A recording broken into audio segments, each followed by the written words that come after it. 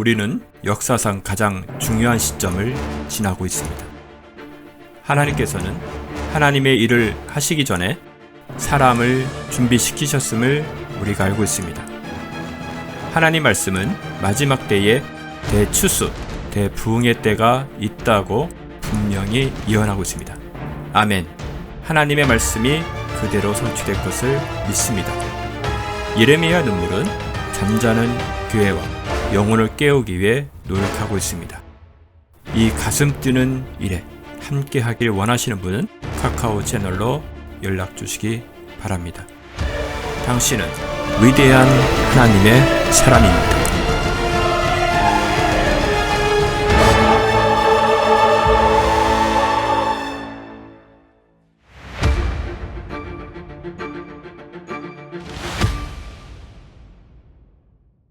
오늘은 요한복음 10장 9절입니다. 제가 봉독해 드리죠. 나는 그 문이라 누구든지 나를 통하여 들어가면 구원받을 것이며 또 들어가며 나오며 초장을 찾으리라. 아멘.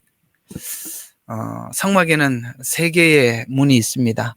우리 옛날에 혹시 복음성가 기억하고 있는지 모르겠습니다만 3개의 이런 복음성가가 있었죠.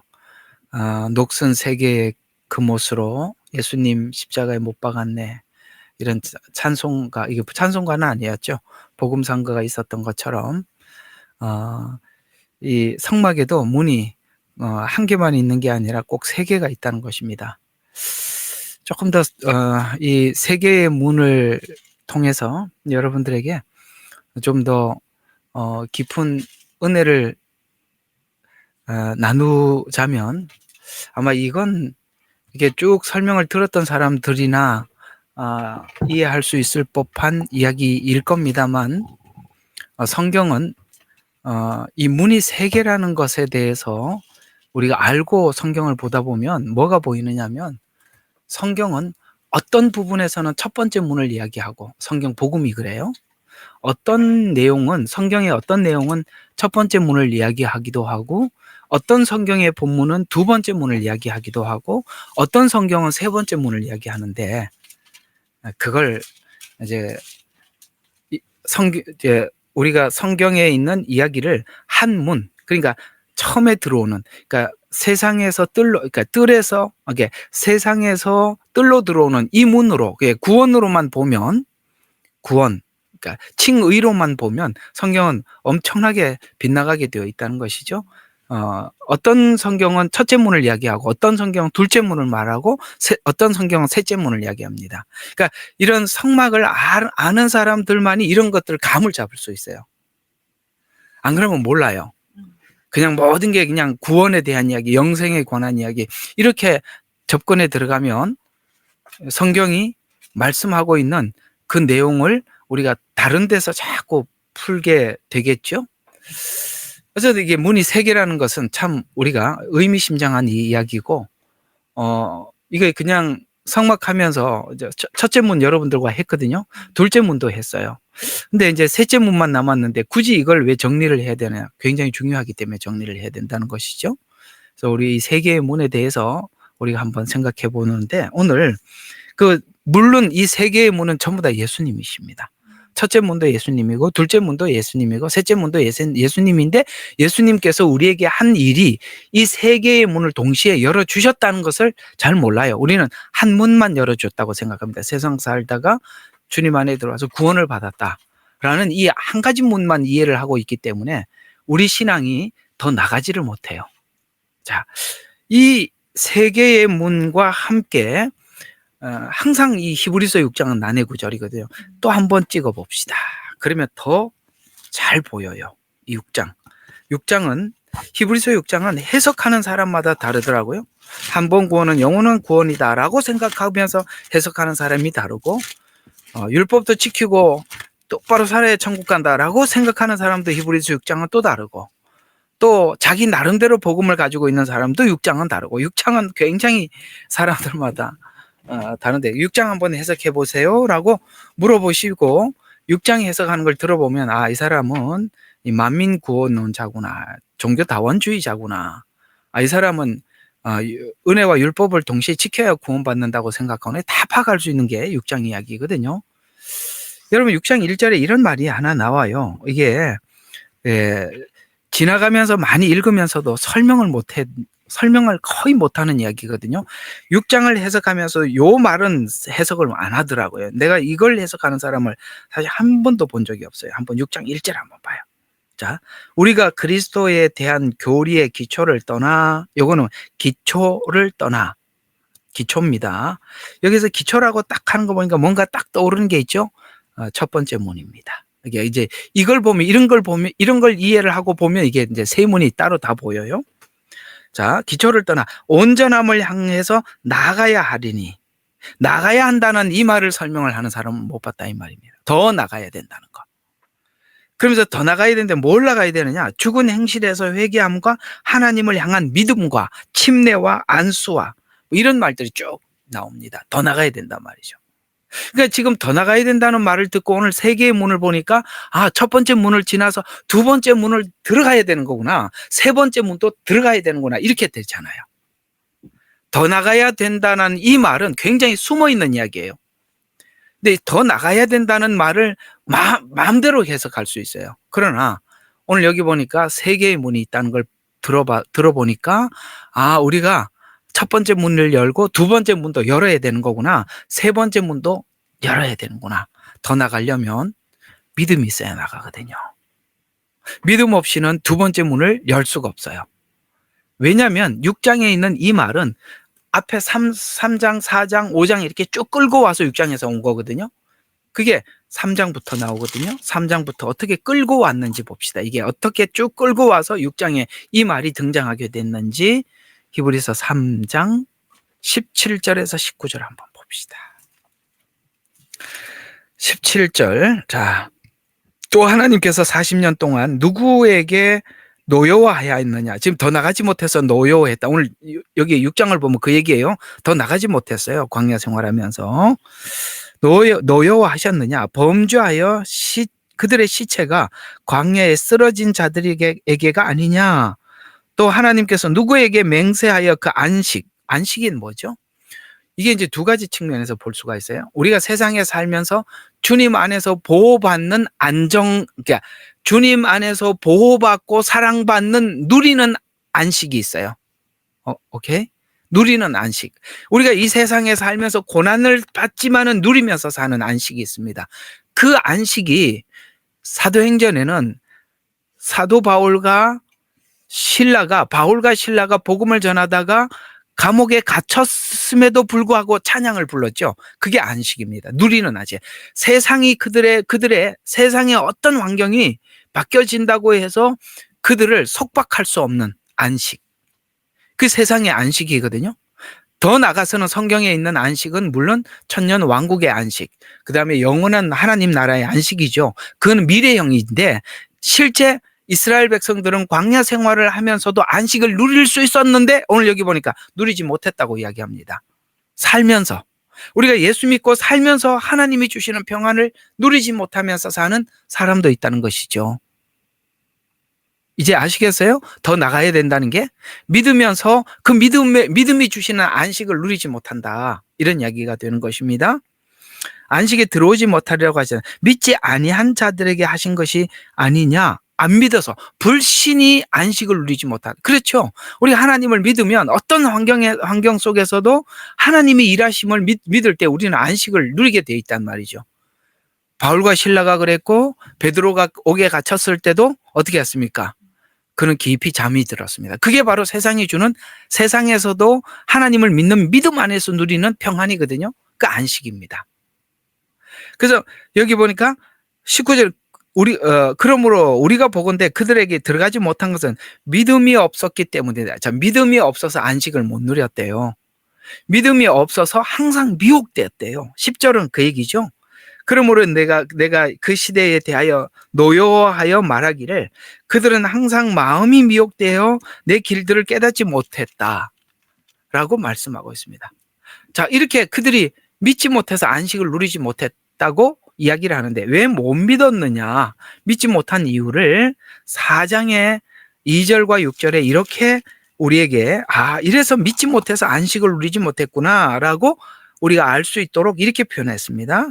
자, 그 1절부터 그냥 쭉 읽어보는 게 좋겠네요. 1절부터 4장 1절. 그러므로 그의 안식에 들어갈 한 약속이 우리에게 남아있는 이상 너희 중에 혹 그것에 이르지 못할 자가 있을까 두려워해야 할지니라.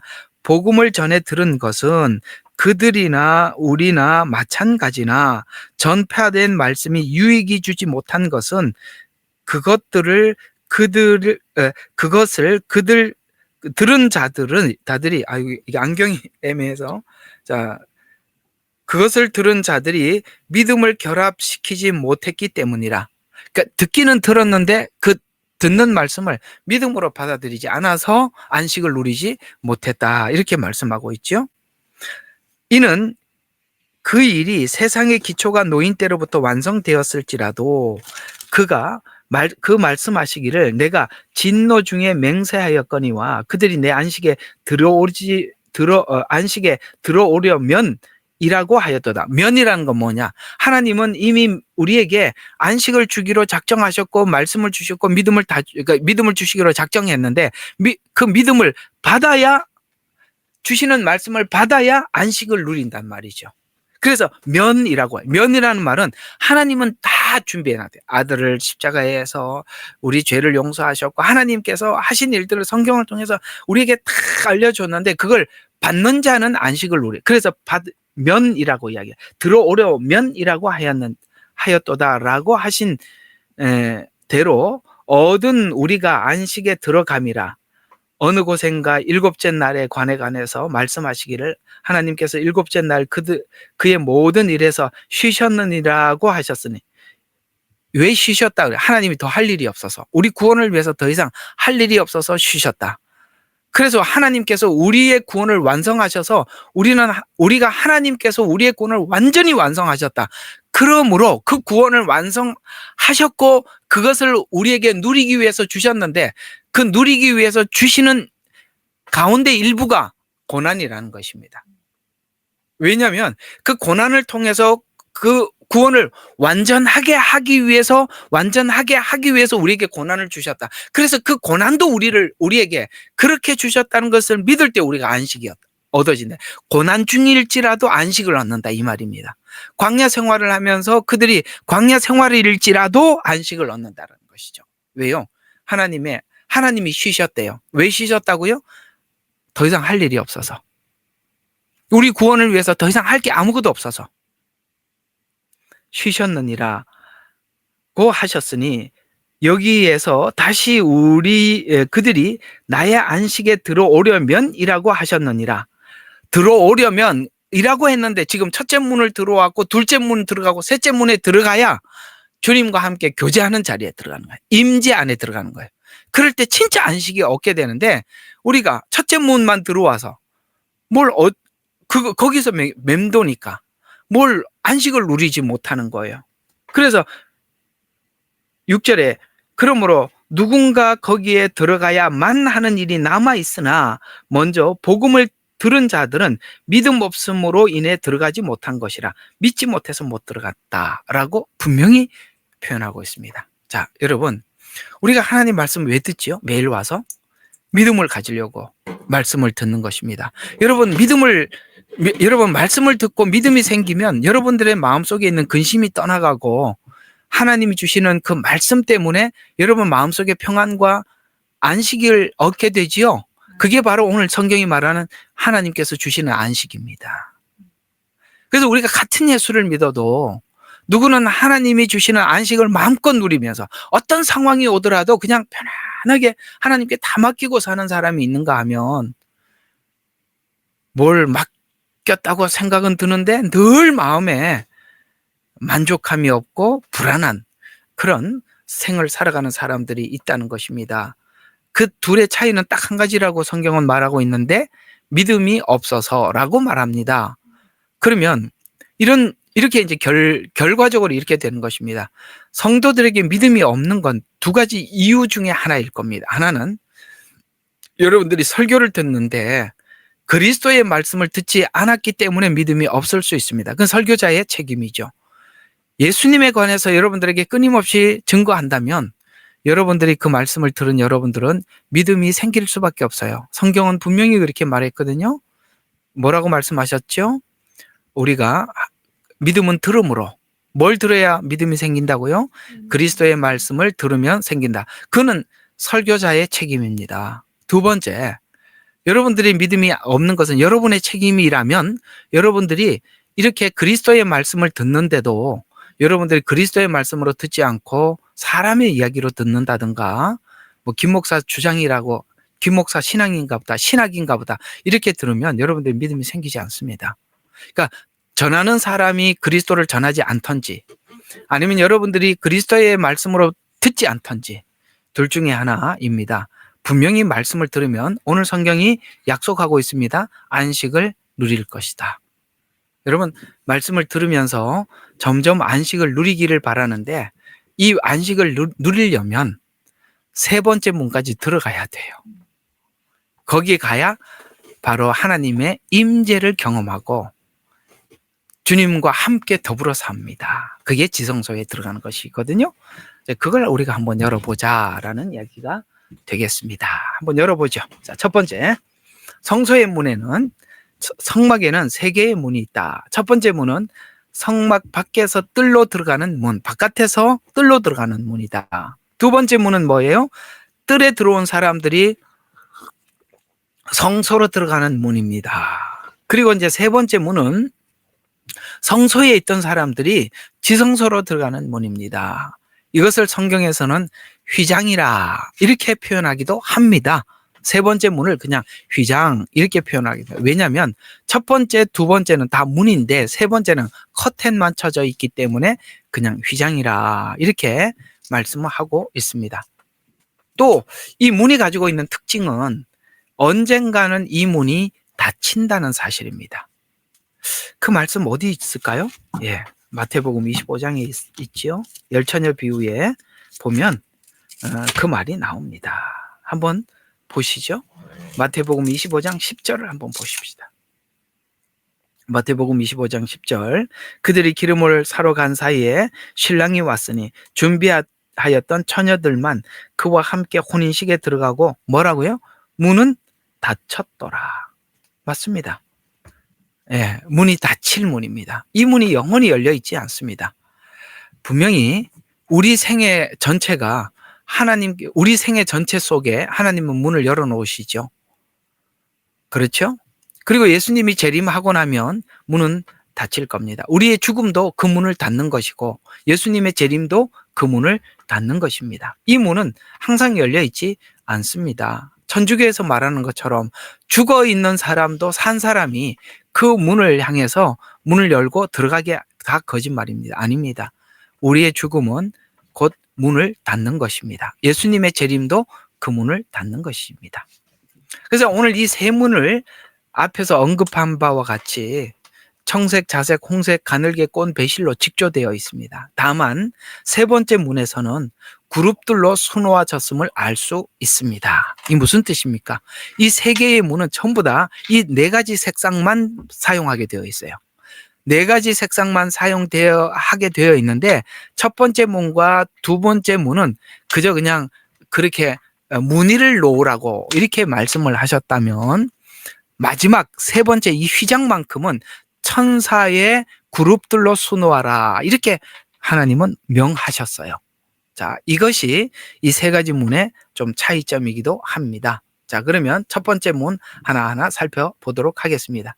자, 첫 번째 문은 유일한 문이라고 말씀하고 있습니다. 자, 구약 성막 뜰로 들어가는 단 하나의 입구만 있는데 이 문을 통해서만 들어가는데 이 문을 들어갈 수 있는 자격이 딱 하나밖에 없어요. 뭘까요? 뭐예요? 죄인이라는 조건입니다. 혹시 여러분 주일학교 다니시면서 우리 주일학교 때 많이 불렀던 찬양 기억하십니까? 나는 구원열차 올라타고서 나는 구원열차 올라타고서 하늘 날아가지요 빵빵 그 다음에 죄악역 벗어나가 다시 내리지 않죠. 차표 필요 없어요. 주님 차장 되시니 나는 염려 없어요. 나는 구원열차 올라타고서 하늘나라 가지요. 죄악역. 그렇습니다. 여러분, 이 첫 번째 문을 들어가는 사람들은 누구나 죄인만 들어갑니다. 예수님은 이 땅에 오셔서 죄인만을 찾아다니셨습니다. 또 누구든지 예수님께서 나는 죄인을 찾으러 왔다고 말씀하셨습니다. 왜요? 의인들은 이 문에 들어올 수 없습니다. 오늘 이제 성막을 보니까 지금 여기 성막에 들어가서 번제단에 제물을 드리러 제주라고 하거든요. 죄를 지은 제주들이 들어오는 것입니다. 누구나 이 문은 반드시 제주만 들어오는 거예요. 죄인만 들어오는 문이라 이런 말입니다. 그래서 죄인만이 열 수 있고 죄인이 의인 될 수 있는 유일한 문입니다. 놀랍게도 이 문을 들어가면 죄인들이 의인이 됩니다. 그래서 이 문은 세 개의 문을 이렇게 봤을 때 이 문은 다른 문에 비해서 높지는 않아요. 낮아요. 누구나 들어올 수 있게 돼요. 대신 넓어요. 그러니까 넓고 그다음에 낮아요. 자, 보십시다. 다른 문들, 둘째, 셋째 문에 비해서 폭이 더 넓은 문으로, 여기 왜 넓으냐? 누구든지이기 때문에. 누구든지. 성경에 이 누구든지라는 말이 많이 나오죠?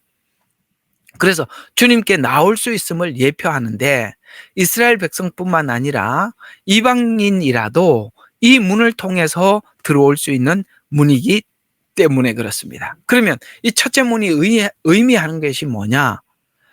첫째 문은 오늘 여기에 성막에서 설명하고 있는 첫째 문의 의미는 죄인인 우리가 어떻게 하나님 앞에 나아갈 수 있습니까? 라고 질문을 했을 때 구약에서 이 제사 제도를 통해서, 이 제사법을 통해서 하나님 앞에 나가려면 반드시 죄인이 그 죄를 속죄할 수 있는 양을 가지고, 양이나 소나 비둘기나 그걸 필연적으로 가지고만이 이 문에 들어갈 수 있다라고 말해 줌으로써 이 문에 들어가는 자격은 죄인인 우리가 예수 그리스도의 피에 공로에 힘입어 들어갈 수 있는 문이라고 구약에서는 말씀을 해 주셔서 예수님이 오셔서 십자가에 피 흘린 사건이 무슨 뜻인지를 이 첫째 문을 통해서 우리에게 설명을 해 주셨다.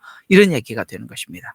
그래서 신약에 있는 이 복음은 예수님을 통해서 우리가 구원을 받는다고 배우고 있지만 이것이 분명하고 선명해지려면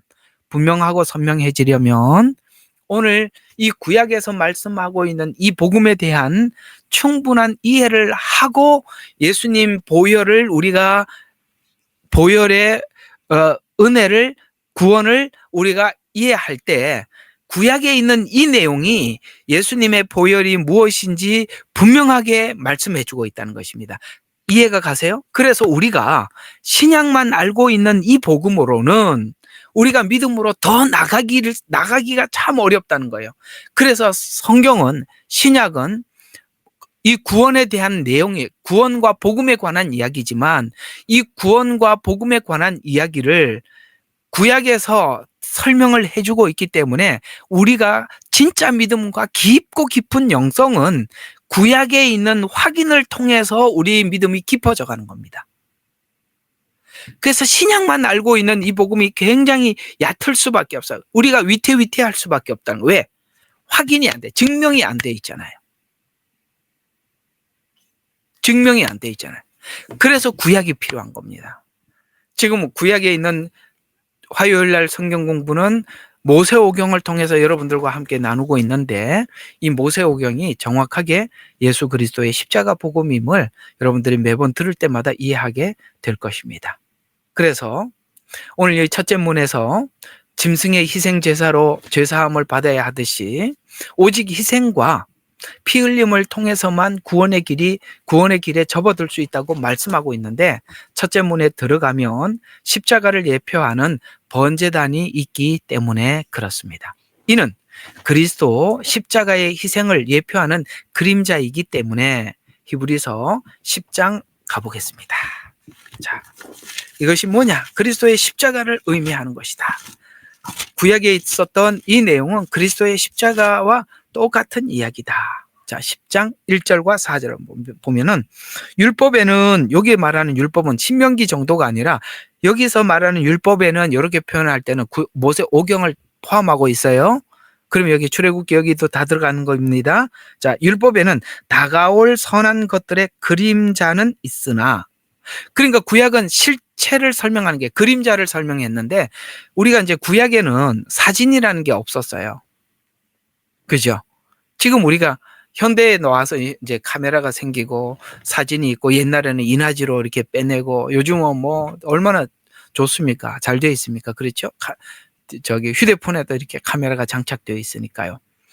그 당시는 그런 게 없으니까 지금 우리로 표현하자면 차라리 지금 현대 언어로 표현하자면 그림자는 있으나 이런 표현보다는 사진은 있으나 이렇게 말하는 게 우리한테 더 빨리 이해가 되겠지만 그냥 여기 그림자라고 하니까 그림자로 봅시다. 네, 우리가 조금 더 이해가 더 빨리 되도록 제가 사진이라고 표현을 했어요. 자, 그래서 그림자는 있으나 그것들은 형상 자체는 없으므로, 형상은 뭐예요? 신약의 예수님이시잖아요. 그러니까 구약은 그림자라고 표현하고 있고 신약은 형상이라고 표현하고 있습니다. 형상 자체는 없으므로 그들이 해마다 계속해서 바치는 희생 제물들로는 그곳에서 나오는 자들을 결코 온전하게 할 수 없다라는 것만 배우고, 이런 방법으로 우리가 죄 용서함을 받는다는 것을 배우고, 또 하나는 이걸로는 완전하지 않다는 것을 배우고, 이게 구약 제사를 계속 반복한 이유다, 이렇게 얘기하는 거예요. 너무 빨리 말했나요? 다시 한번 이야기할게요. 구약 제사가 계속 왜 반복했다고요? 이렇게 죄사함을 받는다. 또 하나는 이걸로는 온전하지 못한다.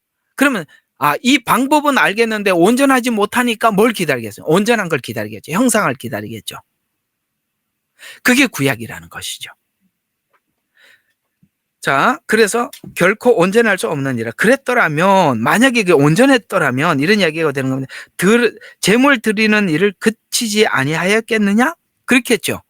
구약의 제사가 완전했더라면 뭐 매년 드릴 게 뭐가 있겠어요. 그때 그걸로 끝났어야죠. 아마 모세가 처음 드리는 걸로 다 끝났을 텐데 계속 반복했다. 그치지 아니하였겠느냐? 이는 경배 드리는 자들이 단번에 정결케 되면 죄들에 대한 의식이 더 이상 없었을 것이기 때문이라. 그러나 이 희생 제물들로 인하여 해마다 죄를 다시 기억하게 하였나니 이는 황소들과 염소들의 피로는 죄들을 제거하는 것이 불가능하였기 때문이라. 자, 정리를 한번 해봅시다. 이게 무슨 이야기냐면 구약은 정말 이게 계속 반복되는 거예요. 어떤 게 반복되느냐? 율법을 보니까 죄인이야. 율법을 보니까 계속 죄인이라는 건 확인은 하겠어.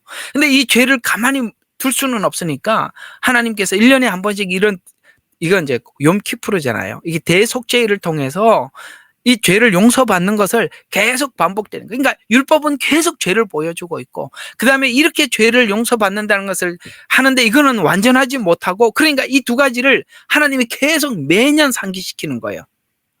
율법이 자꾸 죄인이라고 이야기하고, 그 다음에 죄는 용서함 받는 이런 그 제사 절차는 하기는 하는데 완전한 하지는 않고 괴롭죠. 그렇죠. 죄는 계속 보이고 완전하지는 않고 계속. 그러면은 왜 이걸 계속 반복하게 했을까요? 여러분, 우리가 하나님께서 왜 안식일을 지켜라 혹은 절기를 지켜라 이런 말 왜 하죠? 왜 성찬식을 해라 이런 얘기 하죠? 우리는 그걸 매년 계속 하지 않으면 금방 잊어버리기 때문에 그렇습니다. 하나님께서 그걸 인간들이 죄인이라는 걸 계속 반복해서 상기시키기 위해서 매년 대속죄일을 하는 거예요. 그날을 기다리게 만들고, 그게 지나면은 용서받았다는 자유함을 얻고 하루 이틀 3일 4일 또 지나가면 또 쌓이죠. 또 1년이 지나면 또 해결되고 이 일이 계속 반복해요. 이해가 가시죠? 그걸 계속 반복했기 때문에 예수님이 오셨을 때 예수님을 만난 사람들은 자유를 얻은 것입니다. 그걸 반복하지 않았다면 옛날에 한 번 했던 일이라면 누가 기억하고 있겠습니까? 아무도 기억하지 않았겠죠. 그래서 반복했다라고 상징성을 했다. 그래서 그림자는 있지만 형상은 없었는데 형상이 오니까 구약에서 이렇게 설명을 해둔 것이 딱 보이더라. 오늘 금방 읽었던 요한복음 10장 9절입니다. 오늘 금방 읽었죠. 찾아봐요. 요한복음 10장 9절. 자, 구약에서 이런 문에 대한 이해가 없었더라면 예수님이 나는 양의 문이다 이런 말을 해도 누가 알아듣겠어요? 그래서 구약이 중요한 거거든요. 자, 9장 10장 9절. 나는 그 문이라. 그 문. 그 문 뭐죠? 그 구약에서 설명했던 첫째, 둘째, 셋째 문. 그 문. 이제 아시겠어요? 왜 그 문이라? 이 그가 어디로 도망가고 없을 뻔했죠? 그라는 말을 모를 뻔했잖아요. 그 문이 성막을 하니까 그 문이라는 걸 알게 되잖아요. 누구든지 나를 통하여 들어가면 구원을 받을 것이며 또 들어가며 나오며 초장을 찾으리라. 자, 이 문을 들어가서 구원을 받는데 왜? 그 문에 뭐를 가지고 들어갑니까? 그 짐승을 가지고 들어가고 그 안에 들어가면 누가 있어요? 제사장이 기다리고 있죠. 두 가지가 꼭 필요하대요. 하나는 뭐예요? 제물, 또 하나는 제사장. 그 문을 들어가서. 자, 그래서 그 문은 바로 성막에서 지금 여러분들과 함께하는 세 개의 그 문을 이야기하는 것입니다. 그래서 예수님이 그래서 뭐가 됐죠?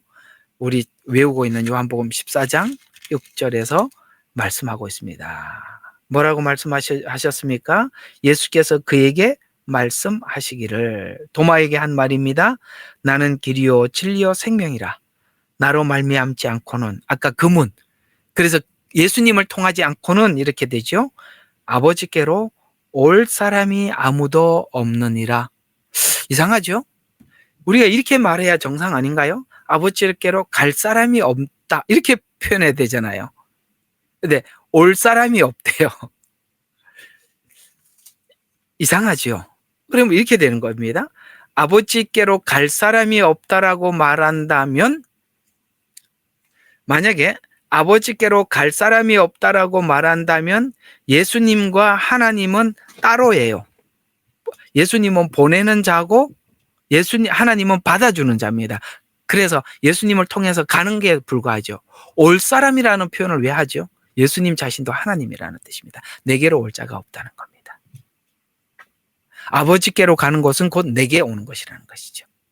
이런 표현이 왜 올 자가 없다라는 이런 표현을 썼느냐라는 것도 알아두시면 좋습니다. 왜? 내가 보니까 이단들은 이런 함정들을 잘 파요. 애매한 거 있죠. 여기 왜 올 자가 없다고 했겠어? 이러면서 아마 뭘 만들어낼 수 있습니다. 그러니까 속지 말라는 게 이런 잔잔한 말들 하나하나 여러분들이 정리해 두는 것이 여러분들이 훗날 분별하는데 큰 도움이 되리라 생각이 듭니다. 자, 그래서 또 이 문은 죄인만 초대하는 문이다. 죄인을 초대하는 문이다. 이사야서 1장 18절. 이사야서로 빨리 가봅시다. 이사야서는 대선지서에 있지요.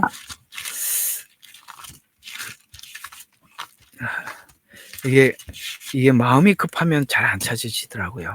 이사야서 1장 18절. 자, 아가서가 나오네요. 1장 18절. 제가 찾아보겠습니다. 읽겠습니다. 자, 이제 오라. 우리가 서로 변론하자. 주가 말하노니 너희 죄들이 주홍 같을지라도 눈같이 희게 될 것이요 진홍처럼 붉을지라도 양털같이 되리라. 아멘. 자, 변론하자. 이거 호세아서에서도 나오는 말씀이거든요. 그러니까 주님은 우리 보고 와서 변론을 좀 한번 해보자는 거예요. 왜냐하면 이 변론을 하면 오늘 본문에는 우리가 이런 걸 알게 된대요. 1장 18절을 보면 주홍같이 너희 죄들이 주홍 같은 걸 알게 된대요. 그러니까 우리가 왜 구원의 길에 접어들지 못하느냐?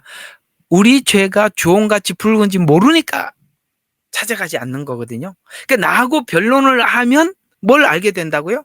너희 죄가 주홍같이 붉다는 걸 알게 된다. 이런 이야기가 되는 것입니다.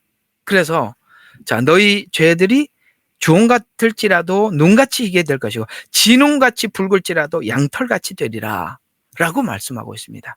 그러니까 우리가 나하고 변론을 하자. 변론은 어디서 했죠? 구약에서 변론한 겁니다. 율법이 변론을 하는 거예요. 그래서 성경은 율법으로는 죄를 깨달음이라. 깨달음이 뭐라고요? 주홍 같다. 그 다음에 여기 진홍처럼 그 다음에 붉다. 이걸 이제 이야기하는. 그러니까 죄를 더하기, 율법이 온 것은 죄를 더하게 하기 위해서. 왜? 악한 죄인이라는 걸 알게 하기 위해서. 요한일서 1장 9절입니다. 나하고 변론하자라고 말씀하셨다가 요한일서에서는 이렇게 우리에게 말씀하고 있습니다. 1장 9절입니다. 자, 우리 죄들을 자백하면, 자, 내가 불습니다, 죄인입니다 라고 자백하면 그는 신실하시고 의로우셔서 우리 죄들을 용서하시며 모든 불의에서 우리를 깨끗게 하시느니라. 만일 우리가 죄를 짓지 아니하였다고 한다면, 아까 변론을 안 한 사람들이죠. 율법을 통해서 죄를 발견하지 못한 사람들이겠죠. 우리는 그분을 거짓말장이로 만드는 것이요, 그분의 말씀이 우리 안에 있지 아니하니라. 나 죄인 아닙니다 라고 한다면 그분이 우리 속에 없는 거라. 이렇게 말씀하고 있습니다. 그러니까 신자는 누가 신자죠? 죄를 인정하는 사람입니다. 누가 겸손합니까? 죄를 인정하는 사람입니다. 그렇습니다. 우리가 교회에서 잘못 배운 게 뭐냐면, 나 죄인이었는데 의인 됐다. 맞는데요. 거기에 머물러 있기 때문에 차별밖에 없고, 거기에 머물러 있기 때문에 교만한 겁니다. 우리는 잊지 말아야 합니다. 우리 태생이 죄인이라는 것을, 근본이 악하다는 것을 아셔야 돼요. 그 내일 또 한번 좀 다룰 겁니다. 성선설과 성악설. 성선설이 모든 인간을 악하게 만든 겁니다. 성선설이요. 그건 내일, 여러분들 내일 할지 다음 주 수요일 할지 모르겠습니다. 어쨌든 준비해놨습니다. 계속 보시죠. 첫째 문의 넓은 구조는 죄의 경중과 관계없이 누구든지 회개하고 돌아오기만 하면 받아주시는 하나님의 은혜를 상징하는 문입니다. 죄인 되었을 때 우리를 사랑하시는 하나님의 은혜가 이 문을 통해서 잘 증거해서 나타내 주고 있습니다. 이는 복음 초청의 시기가 언제까지나 지속되지 않음을 경고하고 지금이 구원의 문으로 들어가야 함을 강조하고 있습니다. 그래서 보라, 지금이 은혜 받을 때요, 구원의 날이로다. 여러분, 뭐 좀 더 있다가 하지 뭐. 에휴, 뭐 좀 더 있다 하지 뭐. 여러분, 더 있다가 어디 있겠어요? 우리 한번 생각해 봐요. 우리 내일 아침에 다 만난다는 보장 누가 하겠습니까? 우리는 알 수 없는 거예요. 우리 인생은 하나님 손에 있는 거예요. 며칠 후 요단강 건너서 만나는데 며칠 후 갈지, 내일 갈지, 진짜 며칠 후에 갈지, 몇 년 뒤에 갈지 누가 알겠어요? 그건 없어요. 지금이 지금, now. 아시겠어요? 지금. 그래서 이 문은 뜰에서 반복적으로 드렸던 제사에서 한 번 속죄를 이루어졌다는 것을 알려주기 위한 예표입니다. 그러니까 지금 계속 반복해야 되는 거, 완전하지 못하다는 걸 계속 알려주는 것은 완전한 그날을 기다리게 했다는 거예요. 그게 히브리서 10장입니다. 한번 볼까요? 다 보고 지나가야 여러분 눈으로 확인하는 거 하고, 성경에 그런 말이 있어요 하고 그냥 듣고 지나가는 거 틀립니다. 확인을 해야 돼요. 확인. 굉장히 중요한 거예요. 자, 10장 10절. 히브리서 10장. 자, 그의 뜻에 따라 모든 사람을 위하여 한 번 예수 그리스도의 몸을 들이심으로 우리가 거룩하게 된 것이라. 아멘. 그 다음에 제사장마다 매일 서서 섬기며 똑같은 제사를 자주 드리지만, 지금 요거 설명한 거 그거지요? 드리지만 이것으로서는 결코 죄들을 제거할 수 없으나 이분은 한 번 속죄제를 영원히 드리는 일. 한 번 영원히. 단번 영원히. 이 두 단은 너무 중요하다 그랬습니다. 끝났단 말이에요. 더 할 게 없어요. 그래서 안식을 누리시는 거예요. 할 게 없어서. 그 후로는 그의 원수들을 자기 발판으로 삼으실 때까지 기다리. 이거 언제죠? 재림 때까지.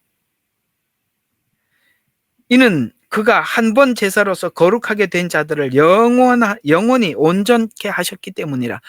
그것에 관해서는 성령께서도 우리에게 증거자가 되셨으니 이후 그가 미리 말씀하셨. 자, 이렇게 쭉쭉 이제 오늘 뭐 이거는 요거 18절 이게 중요해요. 요거 18절 정말 중요해요. 자, 한번 보세요.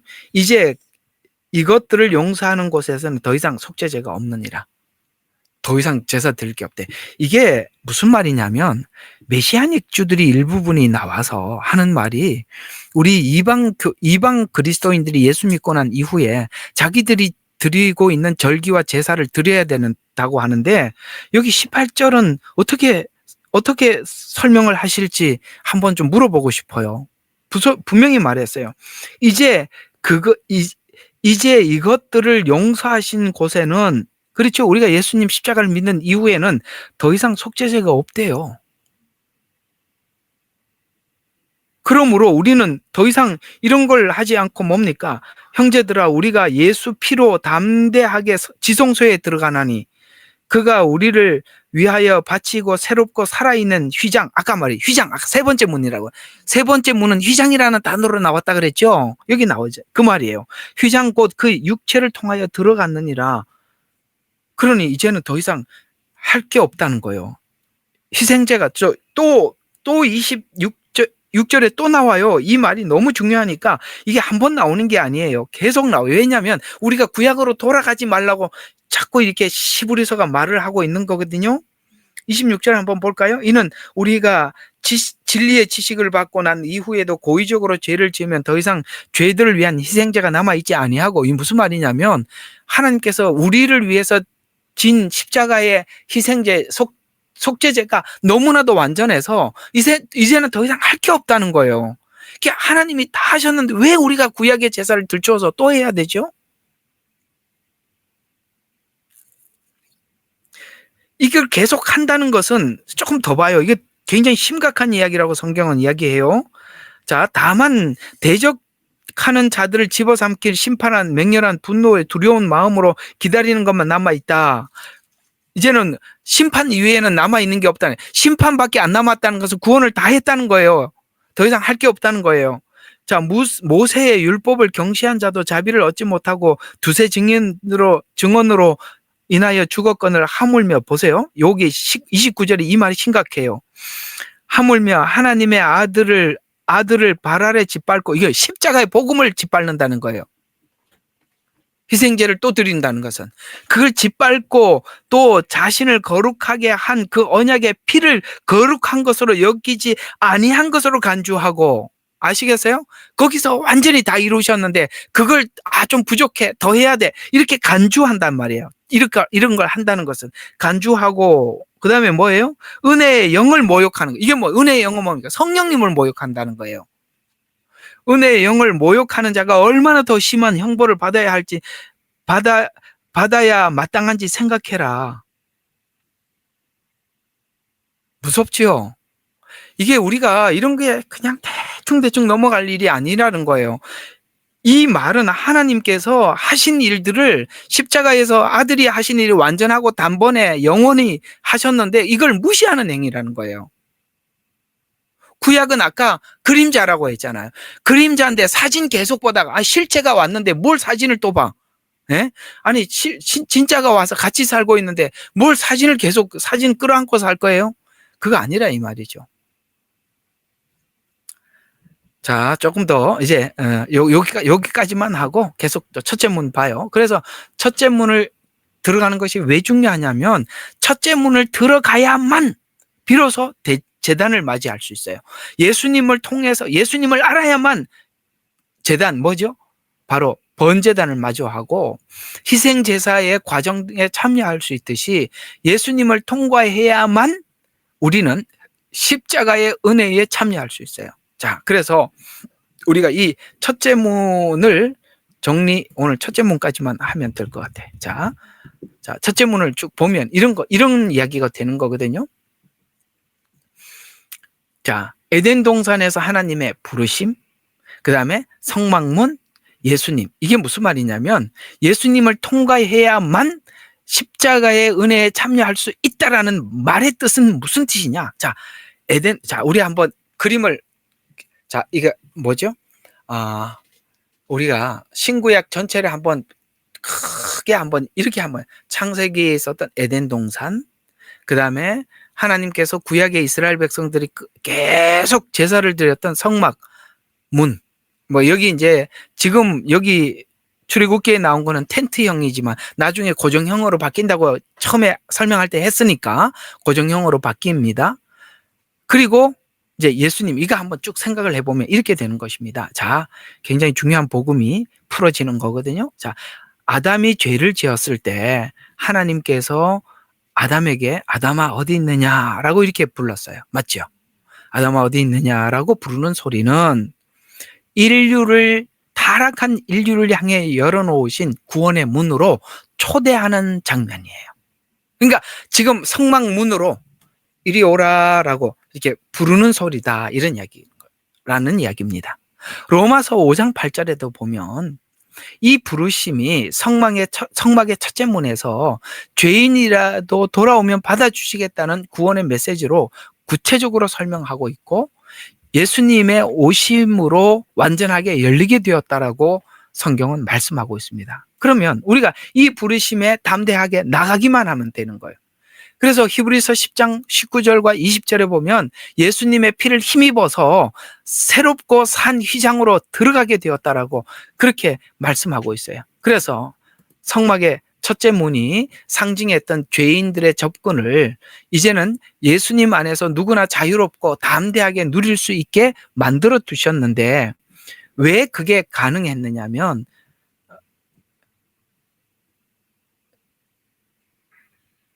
아담과 하와가 죄를 짓고 에덴 동산에서 추방을 당하면서 하나님께서 다시는 이 에덴 동산으로서 다시 들어오지 못하도록 이게 불검을 두었다고 이야기를 하고 있어요. 들어갈 수가 없어요. 그렇죠? 화염검을 두었다고 이야기를 하고 있어요. 그런데 예수님 십자가에서 창에 찔리셨던 그 창은, 그 두루도는 화염검을 예수님께서 우리 대신 맞으시고 그 문을 열어주신 것처럼 오늘 성막 첫째 문은 바로 우리가 세상에서 더 이상 구원받을 수 없는 우리들을 그 문으로 초대하는 예수님의 십자가의 죽으심이란 말이에요. 그래서 성경에 오늘 금방 읽었던 처음에 읽었던 요한복음 10장 9절이 누구든지 나로 말미암아라는 말은 예수님의 그 십자가 사건 앞에 쭉 있었던 과정들을 이해를 해보면, 그래서 창에 맞으셔서 마지막에 물과 피까지 쏟아주셨구나라는 것을 이해할 수 있습니다. 그래서 이 문은 바로 예수님이고, 예수님은 이 문으로 들어오라고 모든 사람들에게 초청하고 계시는 것이죠.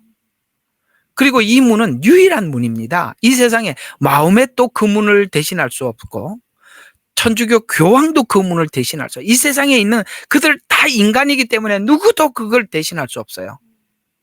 그래서 유일한 문이라고 성경은 이 복음에서, 오늘 우리가 성막에서 알 수 있듯이 사도행전 4장 12절에 보니까 사도들이 외칩니다.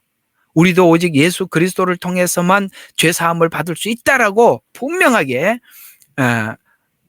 유일한 문은 예수님밖에 없다라고 그들은 외칩니다. 세상은 다른 말을 하죠. 앞으로 이 종교다원주의, 앞으로 배교가 일어나기 위해서는 예수님만이 유일한 문이 아니라 여러 형태의 문이 있다라고 외쳐댈 겁니다. 우리는 이 마지막 때 예수님만이 유일한 문이라고 고백하는, 이 입술로 고백할 수 있는 정절을 지켜야 하는 때가 마지막 때입니다. 정절. 이제는 여러분들의 신앙이 정절로 나와야 돼요. 첫째 문을 통해 들어오면 성막 안에서 번제단, 물두멍, 성소를, 봉사를 걸쳐서 점차 하나님과 친밀해져 나가게 되겠죠. 첫째 문을 통해서 오지 않고 성소 지성소를 말하는 것은 모두 거짓 복음이에요. 예수님에 대한 정확한 이해 없이 다른 어떤 이야기를 해도 그거는 그들이 성경이 말하는 번제단도 아니고 성경이 말하는 물두멍도 아니에요. 성경이 말하는 촛대도 아니고 분향단도 아니고 떡상도 아니에요. 아시겠어요?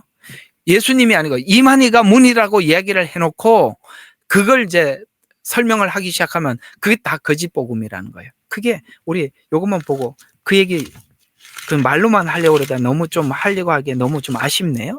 요한복음 10장. 그 말이 이 말입니다. 7절에서 10절까지.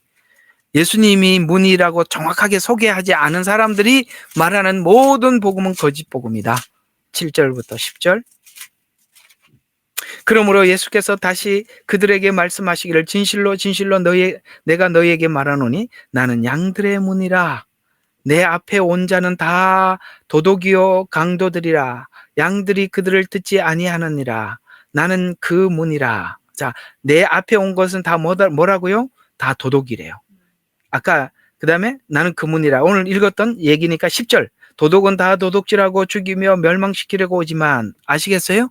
거짓 복음, 이 사람들은 전부 다 도둑질하러 왔대요. 그리고 영혼들을 죽이려고 온 거래요.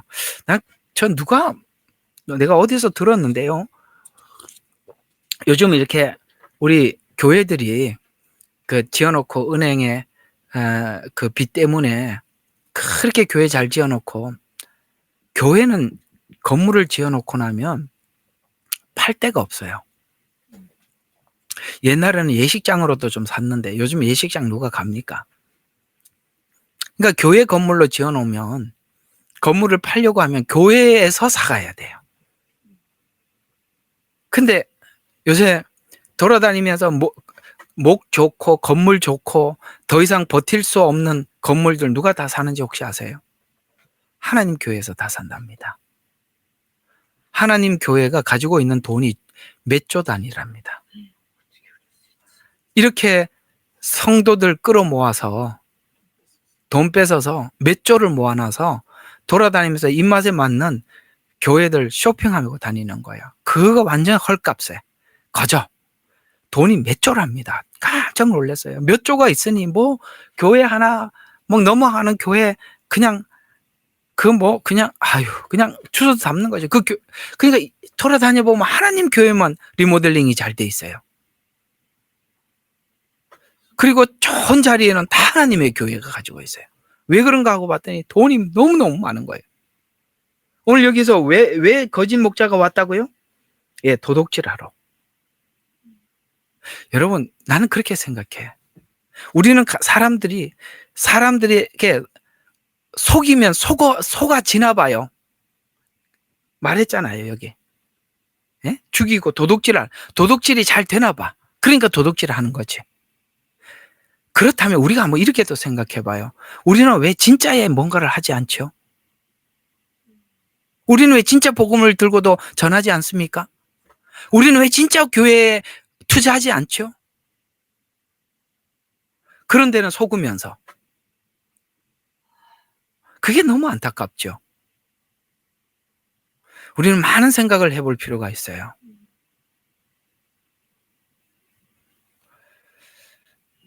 계속 조금만 더 봅시다. 자, 사꾼은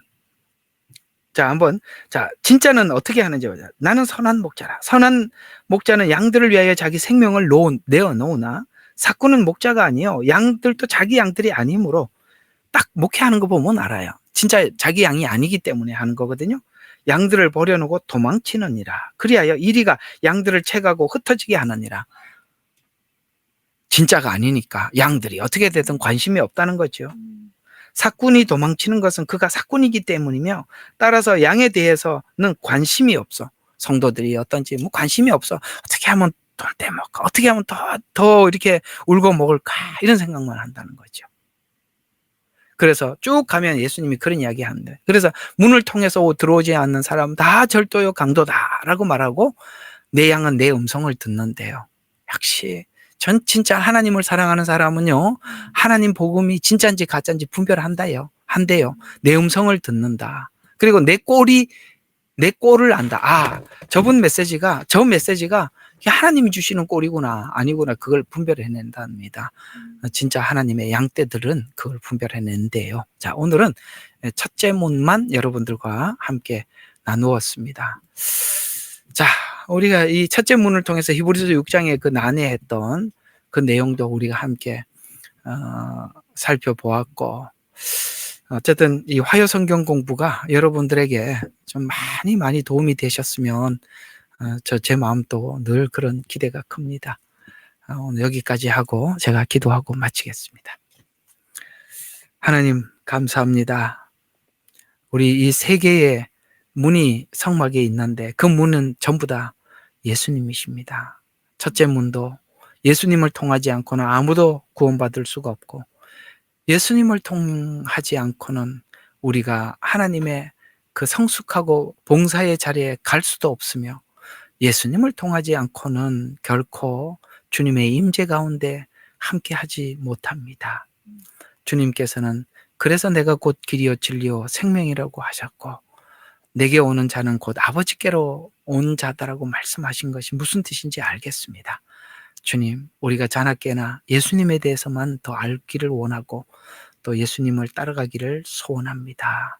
아버지 하나님, 그 기대감 속에 있는 우리 성도들을 하나님 축복하여 주시옵고, 오늘도 그 말씀을 더 깊이 확실하게 분명하게 열어 주시옵소서. 예수님 이름으로 기도합니다. 아멘. 예레미야의 눈물은 시대에 맞는 말씀 선포와 변질되지 않은 순수 복음을 외치고 있습니다. 함께 연결되어 하나님께 예배드리며 이 마지막 때에 하나님께 쓰임받길 원하시는 분은 카카오 채널로 연락 주시면 연락드리도록 하겠습니다. 고정 댓글에 채널 경고와 착제에 대비한 예비 채널과 제2채널 링크를 올렸습니다. 이 채널 또한 구독 부탁드리겠습니다. 감사합니다. 우리는 역사상 가장 중요한 시점을 지나고 있습니다. 하나님께서는 하나님의 일을 하시기 전에 사람을 준비시키셨음을 우리가 알고 있습니다. 하나님 말씀은 마지막 때에 대추수, 대부흥의 때가 있다고 분명히 예언하고 있습니다. 아멘. 하나님의 말씀이 그대로 성취될 것을 믿습니다. 예레미야 눈물은 잠자는 교회와 영혼을 깨우기 위해 노력하고 있습니다. 이 가슴 뛰는 일에 함께 하길 원하시는 분은 카카오 채널로 연락 주시기 바랍니다. 당신은 위대한 하나님의 사람입니다.